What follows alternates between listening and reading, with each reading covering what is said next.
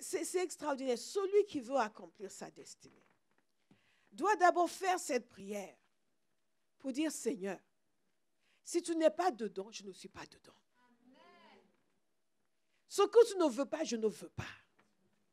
Quelle que soit la chose que j'ai en ce moment, le désir, l'ambition, le projet, si ce n'est pas toi, qu'il meure. Ce projet doit mourir, qu'il meure ce projet, qu'il meure.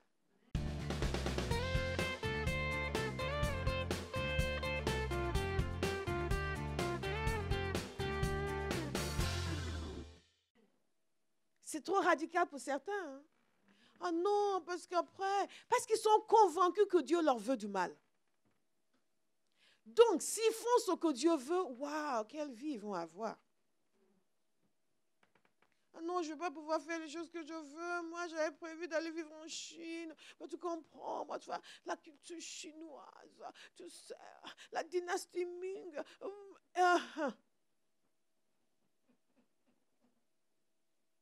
Oui, mais tu sais, moi, dès toute petite, j'ai toujours su que vraiment, j'ai une âme de Chinoise. J'ai l'air différent des Chinois comme ça, mais c'est que la pensée, à l'intérieur, je suis une vraie Chinoise. Alors tout d'un coup, Dieu dit, ce n'est pas la Chine, c'est le Cameroun.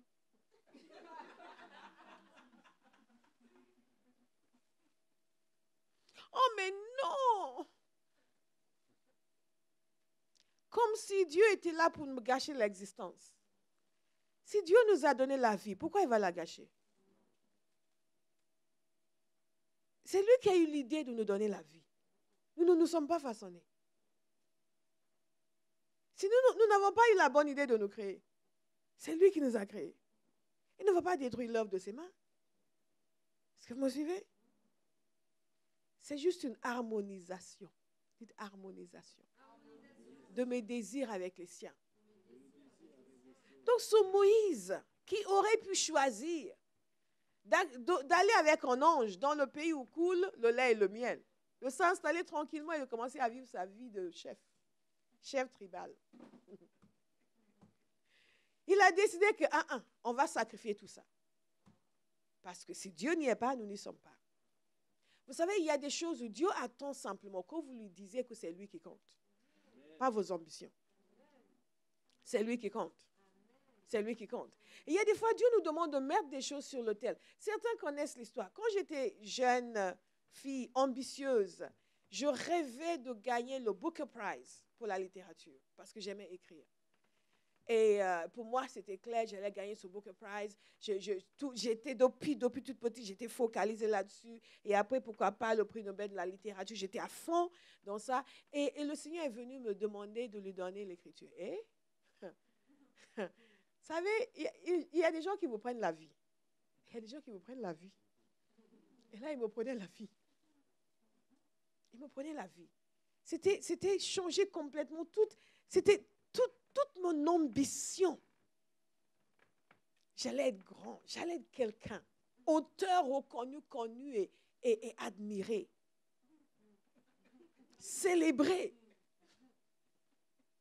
Et en plus, ce qu'il y a, c'est que j'étais bonne, j'écrivais bien. J'ai déjà commencé à faire des présentations. Et je disais, hey, quand Dieu vous travaille, nous avons besoin que Dieu nous travaille. Parce que si Dieu ne nous a pas encore travaillé, nous ne sommes pas encore près de notre destinée. Et quand Dieu vous travaille, il sait le faire. Il a de l'expérience. Des gens plus têtus que nous, il a connus. Et il les a travaillés. Ce que nous oublions, c'est que Dieu n'a pas commencé avec nous. Nous ne sommes pas la première génération. Alléluia. Il a l'expérience des êtres humains. Et il a la connaissance des êtres humains. Mais vous savez, quand vous mettez Dieu en premier, Dieu accomplit son œuvre parfaite dans votre vie. Il y a 4 ans, le Seigneur est revenu. Moi, j'ai laissé, j'ai accepté. Vous savez que les chrétiens me parlaient de brisement. Mais c'était un brisement. C'était un brisement. Mais il y a 4 ans, j'avais d'autres choses en tête. Le Seigneur commençait à me parler d'écriture. Et là, c'est lui qui insistait. Et il insistait. Et il insistait. Et il insistait. Et il insistait. Et donc, je me suis mise. Et peu de temps après, j'étais distraite par les affaires du ministère. J'étais distraite par les affaires du ministère. J'étais occupée avec beaucoup de choses. On avait beaucoup de projets, beaucoup de choses à faire, pas assez de gens pour les faire. Donc, j'ai passé mon temps dedans. Et le Seigneur revenait constamment. Et je sentais qu'à un moment donné, il est revenu constamment. Right! Ah, OK. Pourquoi je suis en train... Je donne cet exemple à quelqu'un. Parce qu'il y a quelqu'un à qui Dieu va demander de renoncer à quelque chose aujourd'hui. Pourquoi vous compreniez que ce que Dieu a prévu pour vous va s'accomplir. Que si vous prenez quelque chose pour une saison, si c'est quelque chose qui est dans votre destinée, il va revenir. C'est juste le temps de vous affiner, le temps de vous dompter, le temps de vous apprivoiser. Alléluia. Le temps de vous amener à penser comme lui. Parce que ce que je n'avais pas dit, c'est qu'une des choses qui me dérangeait à l'époque, tout en étant chrétienne, c'était d'écrire des choses chrétiennes. Je ne voulais pas. Parce qu'en écrivant des choses chrétiennes, je n'allais pas gagner la Booker Prize pour la littérature. Sûr et certain. En écrivant des choses chrétiennes, je ne risquais pas d'être une grande figure de la littérature mondiale. Donc, je ne voulais absolument pas. J'aimais Dieu, mais on n'allait pas parler de Dieu. Est-ce que vous me suivez? Mais Dieu ne m'avait pas donné la capacité d'écrire pour raconter des histoires. Il me l'avait donné pour parler de lui. Donc, il est venu pour dire stop. Et je n'avais pas compris. Je pensais que c'était stoppé pour l'éternité. C'est après que j'ai compris. Quand il m'a changé à l'intérieur, écoute, tout ce que je voulais, c'était de parler de lui. Là, il a dit, écris. Est-ce que vous me suivez? Dieu veut être le seul qui compte. Dans l'accomplissement de notre destinée, nous devons vivre cette étape où nous disons, Seigneur, si tu n'es pas dedans, je ne suis pas dedans. Et ça, c'est une prière fondamentale et capitale. Et nous allons suivre l'exemple de Moïse. Et ça a marché pour lui. Suivre l'exemple. Parce que juste après ça, il a osé encore dire, Seigneur, montre-moi ta gloire. Et Dieu lui a montré. Parce que sa réflexion avait changé. De celui qui ne voulait rien avoir avec la sortie du peuple de l'Égypte. Non, Seigneur, envoie quelqu'un d'autre. Non, Seigneur, je ne sais pas parler. Ah, Seigneur, non. Et il a fini par être celui qui était devenu l'avocat du peuple. Est-ce que vous me suivez?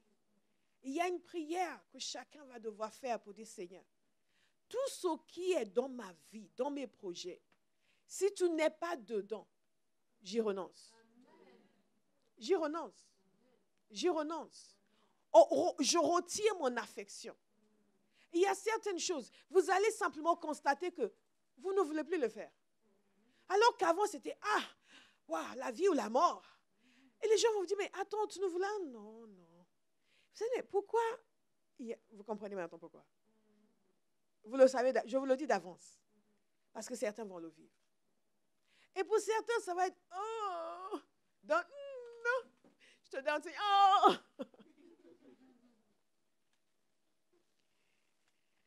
Mais quelqu'un va se soumettre à sa volonté.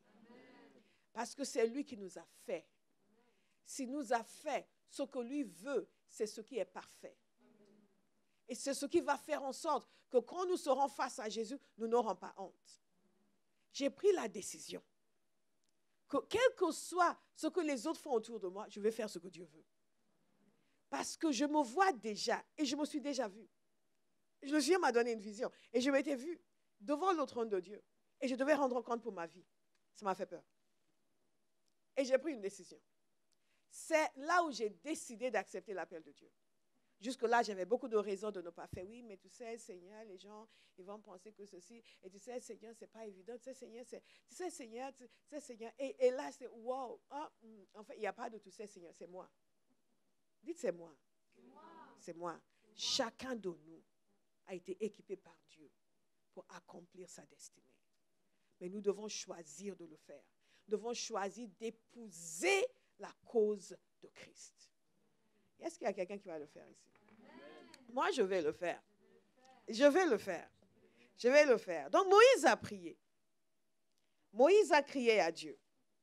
Moïse a dit, Seigneur, tu m'as dit que j'ai trouvé grâce à tes yeux. Si j'ai trouvé grâce à tes yeux, fais-moi connaître tes voies. Comme ça, je trouverai encore plus grâce à tes yeux. En d'autres termes, Seigneur, je m'engage à t'obéir. Ça, c'est une prière de destinée. Révèle-toi à moi.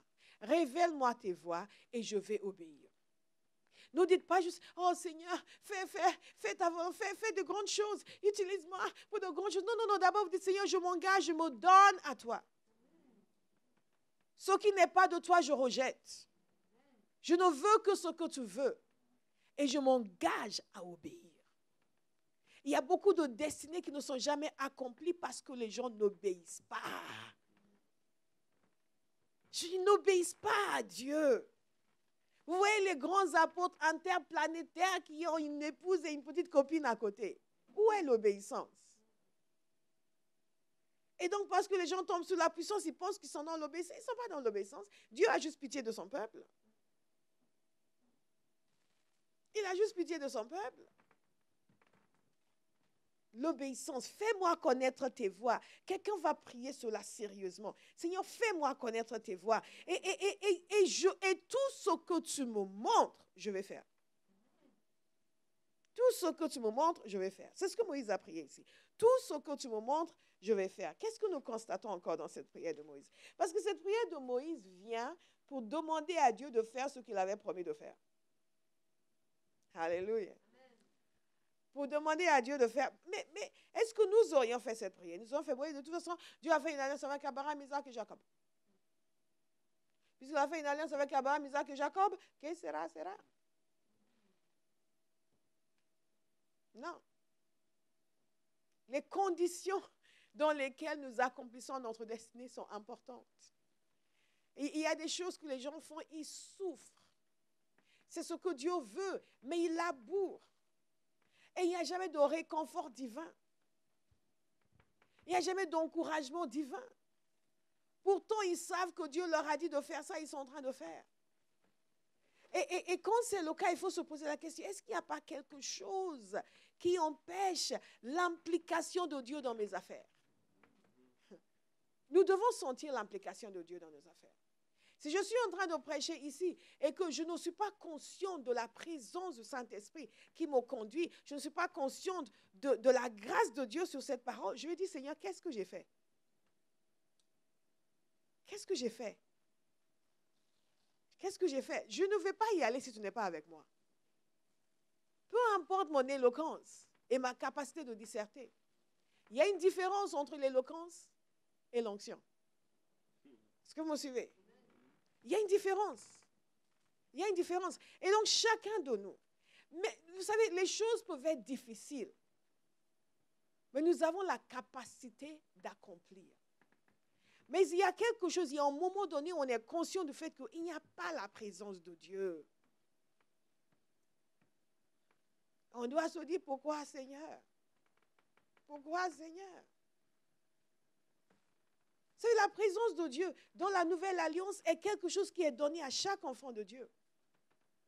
Moïse a dit, le lait, le miel, c'est toi qui compte. Un enfant de Dieu doit vivre en continu la présence de Dieu. Quand Dieu vous envoie faire quelque chose, les gens utilisent des choses externes pour déterminer si Dieu est présent. Ils vont voir combien de chants est-ce qu'ils ont chanté pour déterminer si Dieu était présent. Combien de gens étaient là pour déterminer si Dieu était présent. Non, c'est la présence de Dieu qui détermine si Dieu est présent. Ce n'est pas la présence des êtres humains. Parce que sinon, Dieu ne sera jamais chez vous quand vous êtes tout seul. Il va dire, ah non, il n'y a pas assez d'auditoire ici.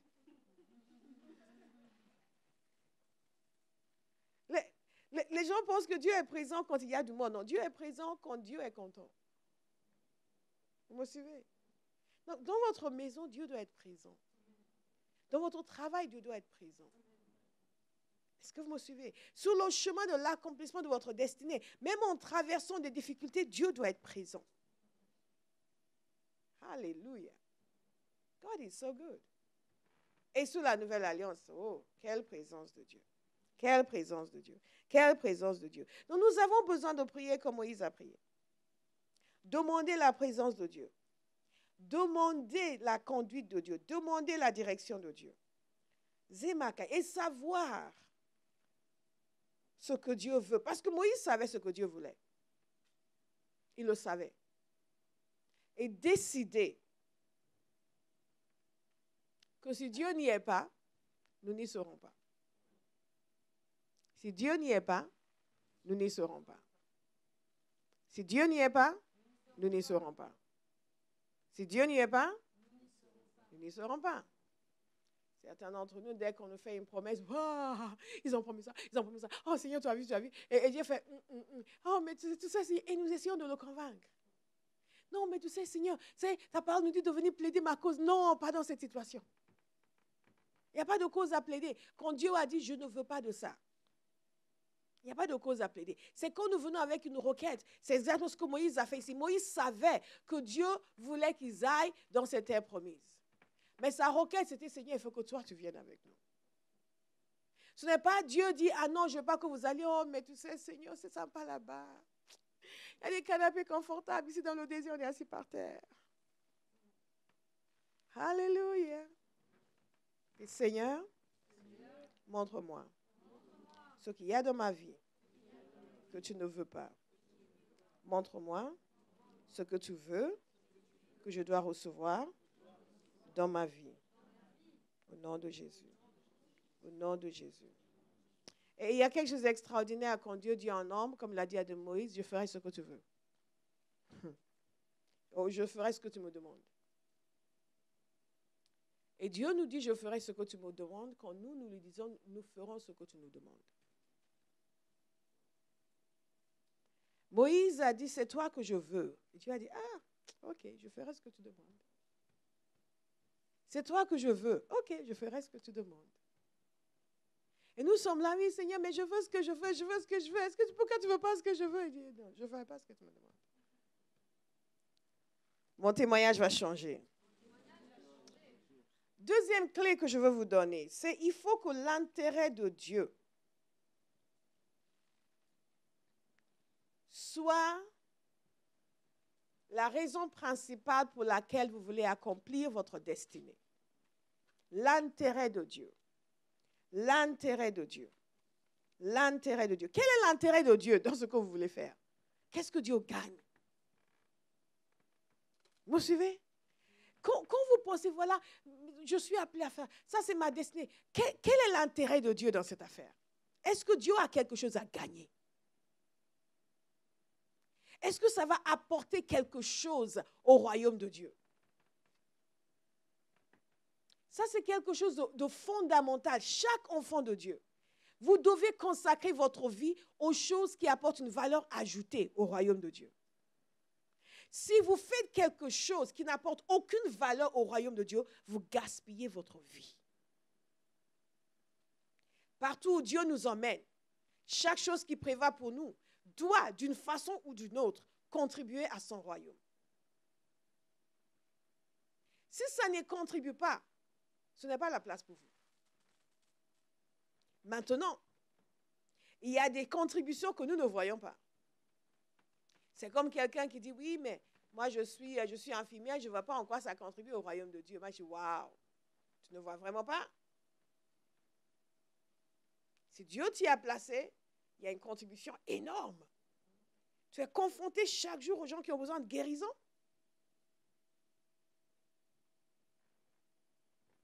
Même si on te dit que tu n'as pas le droit de les évangéliser, tu peux prier pour eux. Même si on te dit que tu n'as pas le droit de leur demander s'ils veulent la prier, tu peux prier pour eux quand même.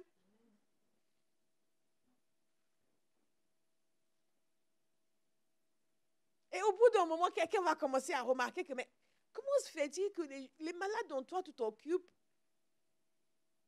toujours se rétablissent de façon miraculeuse?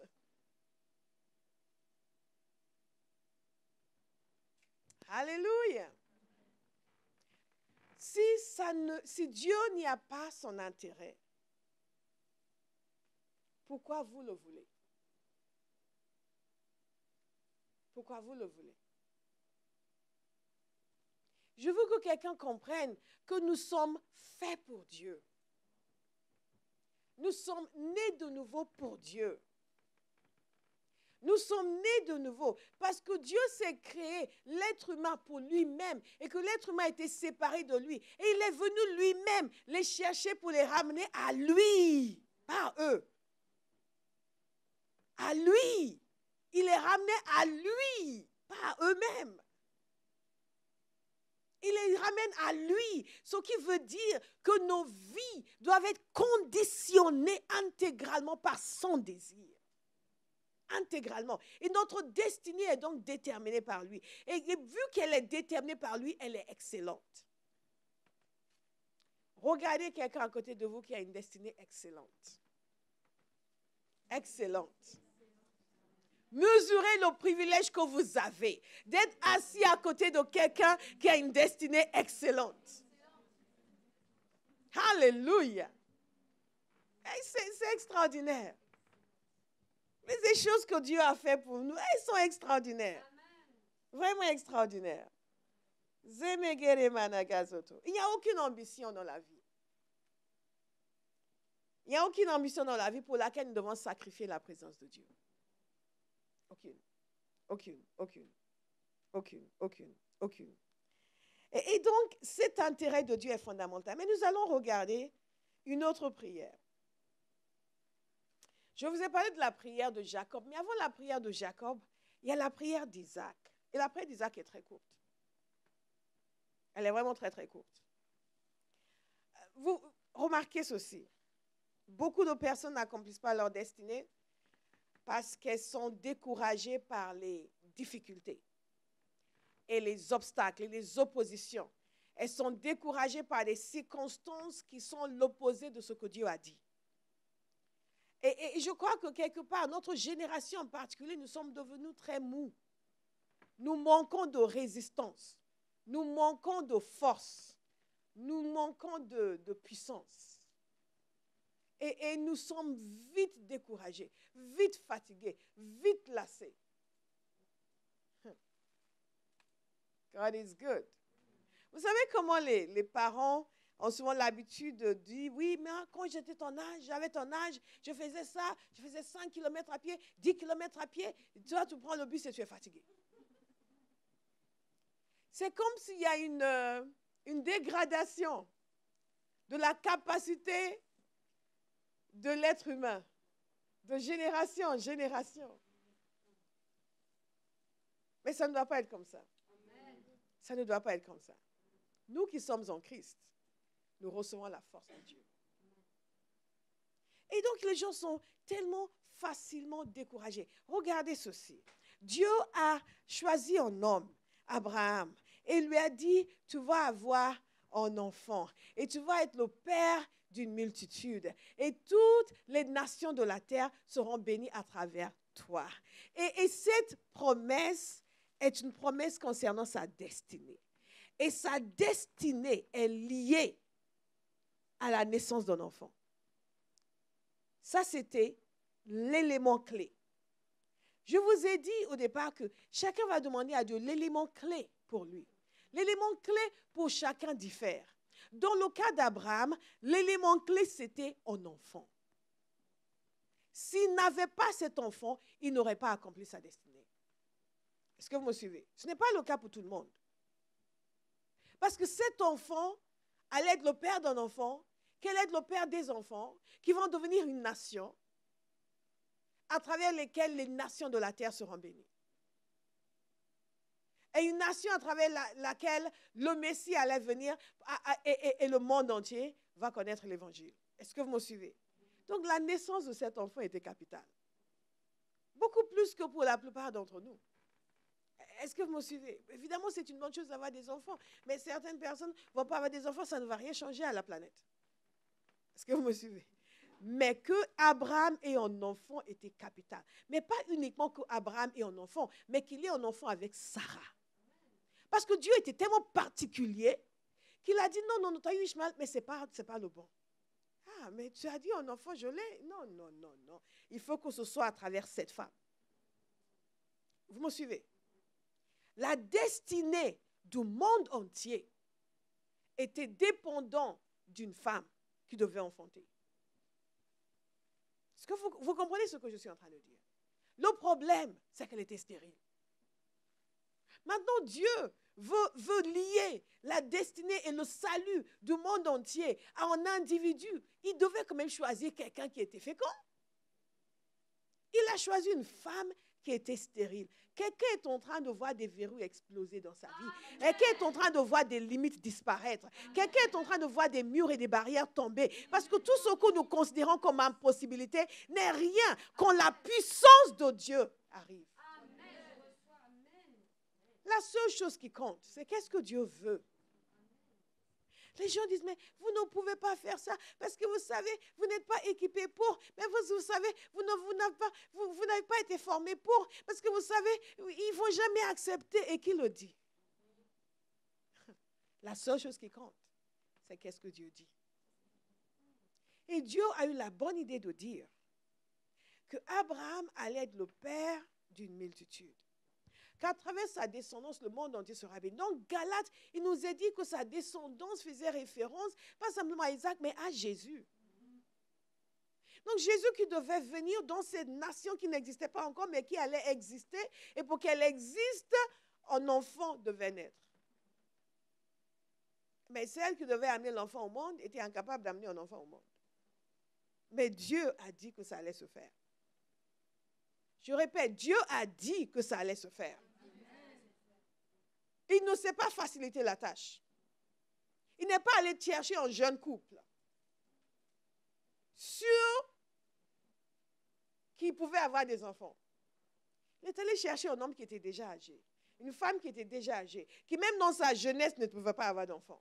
Comme moi, à un âge avancé. Quelqu'un doit commencer à considérer des obstacles comme totalement insignifiants. Des refus comme totalement insignifiants. Alléluia. Et comme nous disons en bon français, we serve a mighty God. We serve a mighty God. We serve a mighty God. La conscience de la majesté de Dieu, de la puissance de Dieu, doit nous habiter de nouveau. Doit nous habiter de nouveau. Et je vous parlais de cette lecture que j'avais faite. Et à chaque page, vous voyez Dieu déployer sa main, déployer sa puissance. Dieu décide, une nation va naître, une nation va disparaître. Et c'est ainsi. Dieu dit à Moïse, devant la mer Rouge, étends ta main.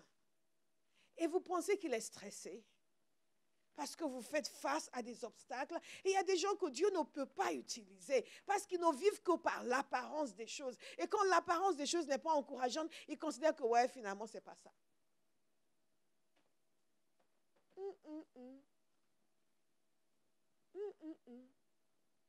Donc, Abraham a prié. Dans Genèse 17, il a eu une rencontre avec Dieu. Il a dit, hey, qu'est-ce que tu vas me donner? Et Dieu vient et dit, toute cette terre, je te donne. Il dit, hey, terre, oui, mais enfant.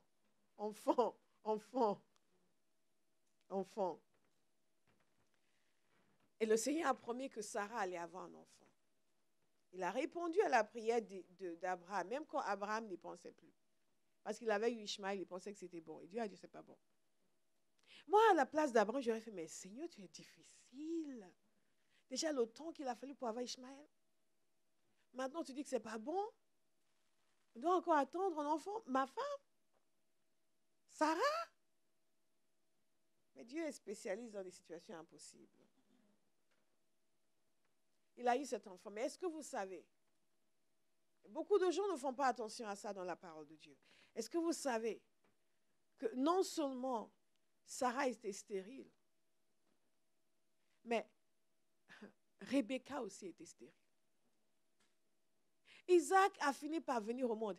À 40 ans, enfin, il s'est marié. Et on s'est dit, bon, c'est bon, les problèmes sont finis, la destinée est en marche. À Isaac, 40 ans, on a bien oublié depuis la stérilité de Sarah. En plus, Abraham a pris pour femme Kétura, il a eu d'autres enfants. On a oublié toutes ces histoires. Et maintenant, ça recommence. Parce qu'Isaac se marie, il voit la belle Rebecca, il tombe amoureux d'elle, il apprend, elle le console de la perte de sa femme, de sa mère, sauf qu'elle a le même problème que sa mère, elle ne peut pas enfanter. Mais la destinée de cette famille est liée à la naissance d'enfants. Mais vous savez, Dieu est merveilleux. Dans Genèse 28, au verset 19, il nous a dit ceci. Voici la lignée d'Isaac, fils d'Abraham. Abraham eut pour fils Isaac. Isaac était âgé de 40 ans quand il prit pour femme Rebecca, qui était la fille de Bethuel, l'araméen de Padan-Aram, et la sœur de Laban, l'araméen. Isaac supplia l'Éternel pour sa femme, car elle était stérile, et l'Éternel l'exauça.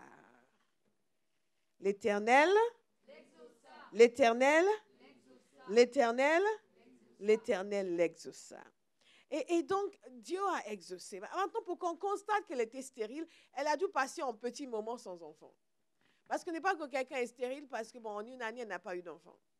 La deuxième année, on se dit, oh, bon, peut-être qu'il y a eu un petit souci, ça va venir. Mais au bout de quelques temps, on se dit, oh là là, il y a un problème. Et Dieu a exaucé. Nous ne devons pas nous décourager.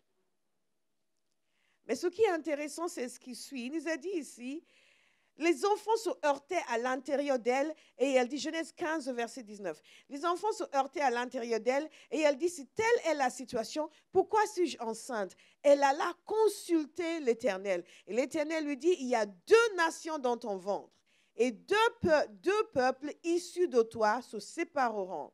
Un de ces peuples sera plus fort que l'autre, et le plus grand sera asservi au plus petit. Le plus grand sera asservi au plus petit. Donc Dieu a fait son choix, n'est-ce pas? Dieu a fait son choix entre ces deux. Parce qu'à un moment donné, il faut décider. Il a dit, bon, c'est Jacob. C'est le plus petit, c'est le dernier qui va naître, qui va être l'aîné. C'est lui qui va prendre la place. Et je pense que, puisque Dieu a dit ça à Rebecca, elle a dû en parler à son fils.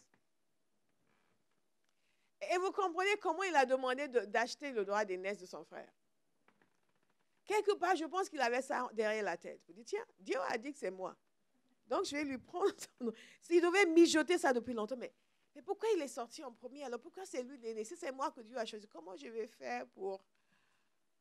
Comment je vais faire? Parce que si c'est moi, je ne pourrais pas là... Comment je vais faire? Donc, il a trouvé l'occasion. Son frère avait faim et il lui a acheté son droit d'aînesse. Il lui a donné à manger contre son droit d'aînesse. Et il était content. Ensuite, son père voulait bénir son fils avant de mourir. Et sa mère a triché pour que lui reçoive la bénédiction. Parce que Rebecca avait dans sa tête le fait que Dieu avait dit que c'est Jacob. Vous suivez? Et Isaac, lui, tout ce qui l'intéressait, l'aîné, c'est celui que je vais bénir. Mais Rebecca se disait, mais non, Dieu a dit que c'est ce garçon. Et les deux, mère et fils, ont décidé d'accomplir la volonté de Dieu avec leurs propres moyens. Combien de fois est-ce que nous le faisons? Sur le chemin de notre destinée. Faisons très attention parce que nous allons prier. Faisons très attention. Quelles sont les décisions que nous prenons? Parce que nous savons que Dieu veut que nous, et donc nous décidons des choses que Dieu ne veut pas que nous fassions. Nous prenons des chemins détournés et nous nous justifions par le fait que, mais après tout, le Seigneur avait parlé. Le Seigneur a parlé pour la destination, mais n'a pas parlé pour le moyen.